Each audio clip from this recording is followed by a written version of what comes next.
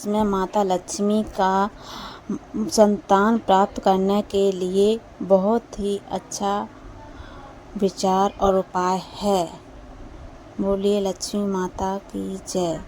एक सेठ पिशोरी लाल का अपने नगर में बड़े सेठों में नाम था। उनकी कई फैक्ट्रियां थीं। यह सब उनकी अपनी मेहनत का ही नतीजा था। 10 साल पहले जब उनकी शादी हुई थी तो वे एक छोटी सी दुकान में मालिक थे। उनकी लगन और तपस्या से ही यह सब संभव हो सका था। उनकी पत्नी माया हर तरह से सुखी थी, परंतु सुख में भी दुख छिपा होता है। उसको एक ही दुख था कि उसके कोई संतान न थी।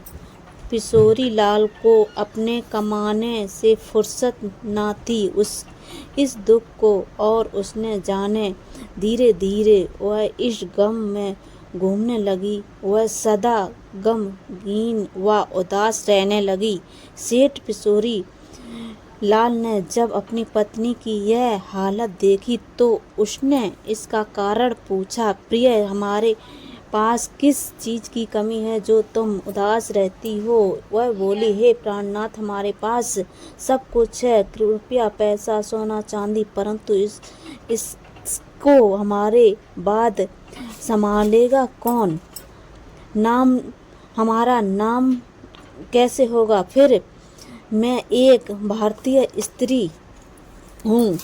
कोई भी स्त्री पूर्ण तब तक नहीं होती तब तक माँ बन ना जाए। मुझे माँ पुकारने वाले एक संतान चाहिए, केवल मेरी हो। यह कहकर वह फूट फूट कर रोने लगी। पिशोरी लाल को पहली बार महसूस हुआ कि बिना संतान के तो वह बिल्कुल भिखारी है। इसके पश्चात उसने अनेक डॉक्टरों से अपना व माया का चेकअप करवाया, परंतु डॉक्टरों ने यही कहा कि आप में कोई कमी नहीं है। इस तरह 7 साल महीने निकल गए। अब वे भी क्या करते।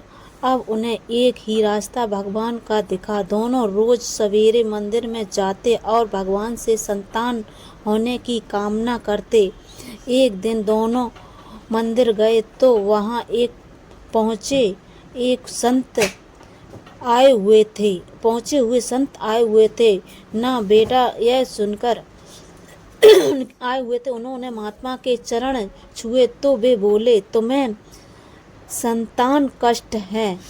हाँ ना बेटा। यह सुनकर तो दोनों महात्मा के चरणों में रोने लगे और बोले, आप धन्य हैं महाराज, आप ब्रह्म स्वरूप हैं, कृपा कर हमारी कष्ट का निवारण करें। महात्मा बोले, करने वाले तो भगवान विष्णु हैं।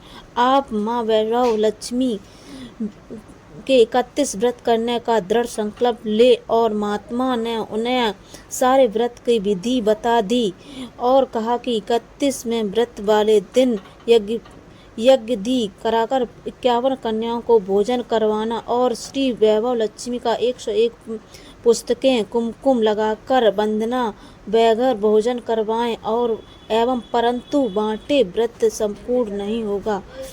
तब महात्मा के कहे अनुसार माया ने माँ वैभव लक्ष्मी के व्रत करने का दृढ़ संकल्प लिया।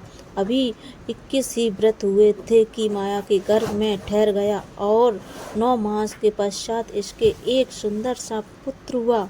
दोनों ही बहुत खुश हुए और बोले, जय महालक्ष्मी की जय, जय हो माँ लक्ष्मी की जय। इस प्रकार उन सेठ को एक संतान प्राप्त हुआ और वे अपना जीवन खुशहाल से बिताने लगे। दोनों की यहीं तक कहानी समाप्त हुई। जय महालक्ष्मी। बोलिए महालक्ष्मी मैया की जय।